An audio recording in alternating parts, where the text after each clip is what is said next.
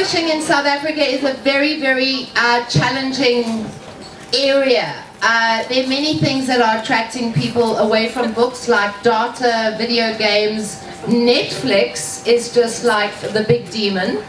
And so when we try and publish in South Africa, one has to look really carefully at what one's going to put money into as a publisher.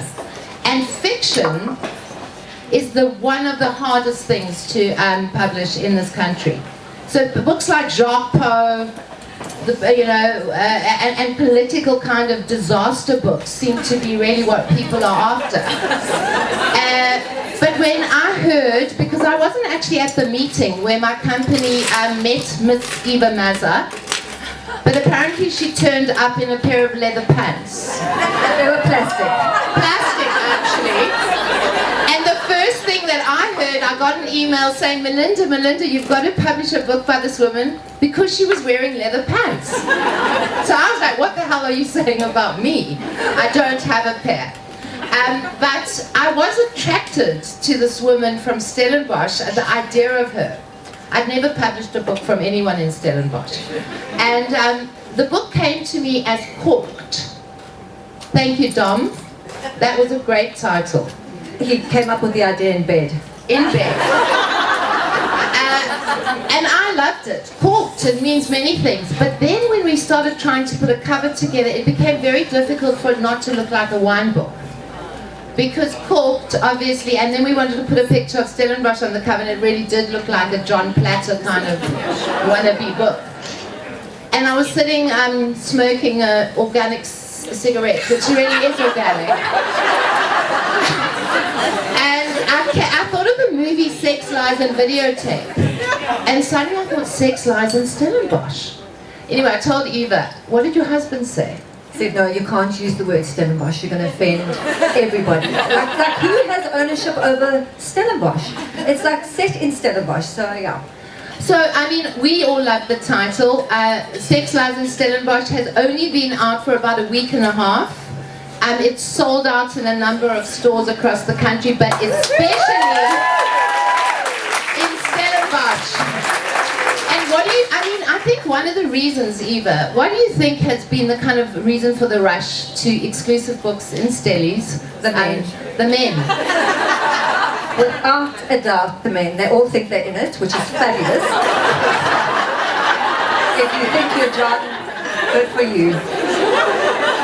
So this is called a novel, and it's kind of dishing the dirt on this kind of community, the Winerati, the people who've got all the big farms, the Steinhoff losers. But you've told me over and over again it's not actually based on the absolute truth. No, it's not based on any. So if I had to be tortured to give up any secrets, it's definitely not about anybody specifically, but it's about lots of stories that happen. So where are my friends? We will have a glass of wine and we will talk about the duplicitous men that are around and how they are able to get away with absolutely everything. And then I started wondering about women and how maybe it's allowed, and why is it allowed? Is it too difficult to leave your man? And I must say that at the time that I had written it, there were rumblings, and I'm not sure who it was, because nobody ever mentions a name. No, I must just tell you, nobody ever says, so-and-so is doing this. But there was a story about a man who had lots of horses, and no, I promise you, this was over drinkies. He has lots of horses, and he's also got a girlfriend, and the girlfriend is really living it up in Cape Town and wherever. And the wife is a divine person, and it really did break my heart, because we are all going through our midlife crises or having them. And I just thought, well, does she know? And if she does know, why does she choose to stay? So it's not a serious novel, really. It sounds like, oh, serious, it's not. It's a lot of fun. It was a lot of fun writing, but that is one of the things that made me start the book. One of the things that I publish mainly memoir, I've got a lot of books and I love real stories, real people's stories. And if I do publish fiction, one of the very big prerequisites is that the writing has to be brilliant. And I must say, if your writing hadn't captured me, because I think I was in Germany with my fabulous boyfriend sitting there, and I got this book and I thought, I'm not going to publish fiction, fiction doesn't sell. And I started reading, and I think about 24 hours later, I could not put the book down. So for me, if it had just been some trashy story, I would not have wanted to invest all my time and effort into it. And I'm really proud, because all my books, I want them to be like standout, brilliant kind of books. I think you've done an incredible job. Thank you. Of writing a story that is so unputdownable. I mean, Suzelle DIY, who endorsed the book, she's just had a baby. The baby, I mean, she's got postpartum blues, but she's literally not been able to put the book down either. So I think you also, what comes along with Eva Mazza is not just a great writer, she's an unbelievable marketer. What's going on? The ghosts are coming. Okay, the people from Stellenbosch are getting cross. So for me, you've been such a package of not just the writer, because I get lots of people who can write, but they're very shy and they don't want to speak to people, they don't want to like market their books, they have no social media presence. And today, in today's world, we have to have like multifaceted little rock star authors. And for me, you are like a super rock star of an author, because you bring not only your husband's restaurant, the amazing Gino's, which is hosting us tonight, but you just bring so much passion and so much energy to the thing that I just feel like this book has got these wings and it's going to fly because of who you are and what you brought to the table. Thank you, autograph Jen. So Eva, let's talk a little bit more about the book. Can you hold and talk? I can hold and talk. Okay, so we all basically know how it starts, don't we? Yes. Okay. Jane finds her husband in a compromising position with his wine rep, and things begin to unravel from there. His wine rep kind of threatens him. So he says, Have you got me? What just happened? He so wanted to see if Jen was okay, but he needed to process the disturbing exchange he just had with Patty. If he didn't know any better, had he been set up? It certainly seemed like it. Fuck. He hadn't forgotten his friend's reservations on hearing that Patty had been poached by him. They hadn't been happy, and they had told him as much. She knows things about us, Larry had said, besides her having a wealth of information that could be used against them, exposing this gentleman's club, which probably had been... Do you know there's a Me Too, hey? This is Andre, okay? He's like, we know each other well. Had links to Cape Town's underworld could result in all sorts of... Or was he just being paranoid? Poker night had started off as a legitimate monthly card game. It was France who turned it into Poker Night. He'd been going to a gentleman's club in the city for quite some time. It was he who had suggested that they spice up their regular boys' night, assuring everyone that it was discreet and upmarket, at a price, of course. They were wealthy enough to buy discretion, and they were all keen to bring some excitement into their lives. Being in a group somehow made it more acceptable, should their wives ever find out. So Poker Night it became. Eva, are you, sorry, I know you wanted to clap for her, but I'm going to move on because I know we all have somewhere to go to, which is Poker Night.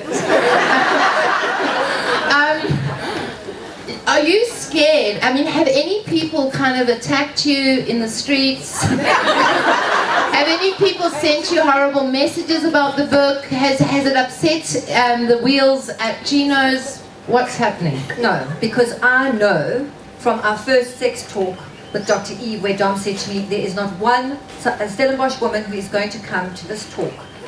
We were just like sold out, and those vibrators flew off the shelf. There was absolutely no way that Stellenbosch is as verkrampt as everybody makes it out to be. It's actually one of the most liberal, sexiest towns ever. The women are fabulous. I've met a lot of them. They are very liberal, they are very open-minded, and they are divine friends. So no, I didn't think so. You might have one or two older people that won't read the book and actually see, what it's about, but just listen. to all the scandal and then maybe react from there. But I mean, that's typical and that's fine because then it gains traction maybe. You do write about sex incredibly well. And I was just wondering, I mean, has anything inspired you? Actually. Yes. Where is he? Where is he? There he is. No, You are, I mean, it's not easy to write about sex really well without, you're being the guy of the inspiration, you're the guy of the moment. Dom. Dom had to listen to blow by blow excuses. Like I'd read him a chapter and I'd say, "Are you listening?" And yeah, I am. And then I'd say to him, "But look, I just need to know in terms of the sex scene. Do you think it should be this way?" And he'd say, "No, it should be that way."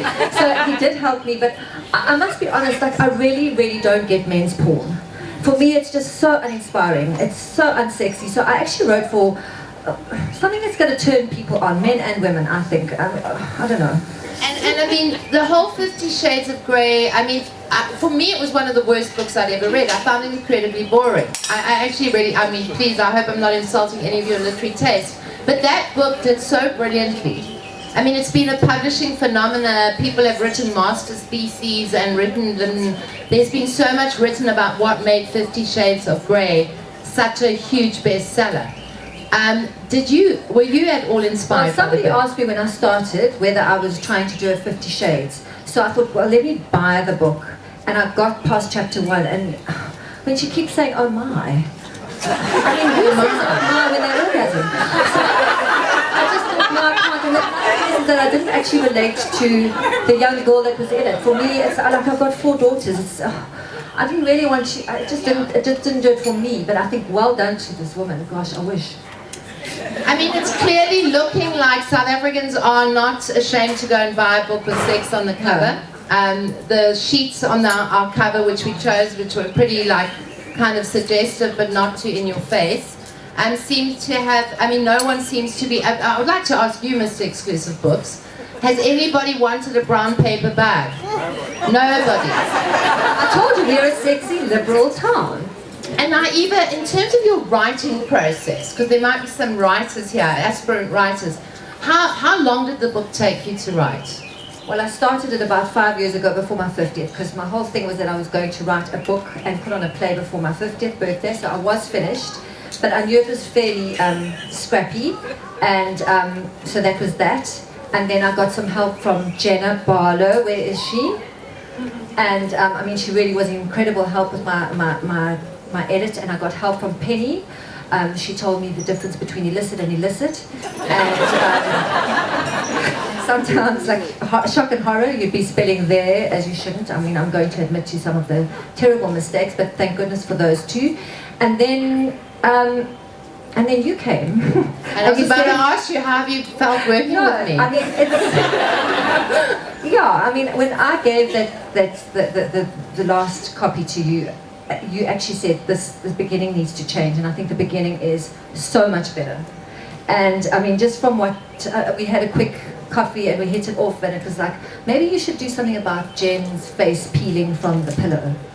Yeah, you had her doing what? You had her like so. Yeah, I don't know. She had been like kind of crying, and she was kind of like stuck to the pillow. So yeah, so that was an incredible process. I mean, she was weeing. She wasn't weeing. She did wee after she got up. But I mean, she was running weeing, wasn't she, in the beginning? When she saw them together, then she weed in her pants, and you said, okay. I can't believe that Melinda said, a person like Jen would never pee in her pants. So, well, maybe she would, but it just seemed a little bit down market. But yeah, 6,000 Stellenbosch down market. But anyway, no. But I think the final thing. I mean, the whole publishing process has been absolutely such a learning experience, and working with you has been divine. You're as mad as a hatter, but I love you. Well, I mean, the thing is, as I mentioned, it's very hard to publish, and to actually get an author like Eva who is so damn organized. I mean, I've spilt nail polish in the car as I was coming in. She was going to go get me nail polish remover on the way while she's signing 300 books.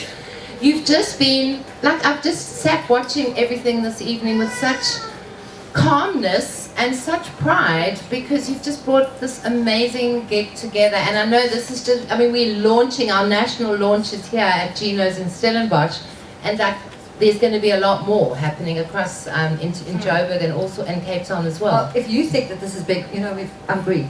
Yes, so I know. Joburg is you better find something.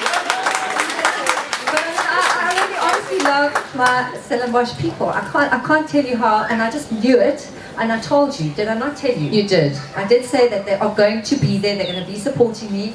I promise you 100% of the way. So Thank you, so Stellenbosch. We love you.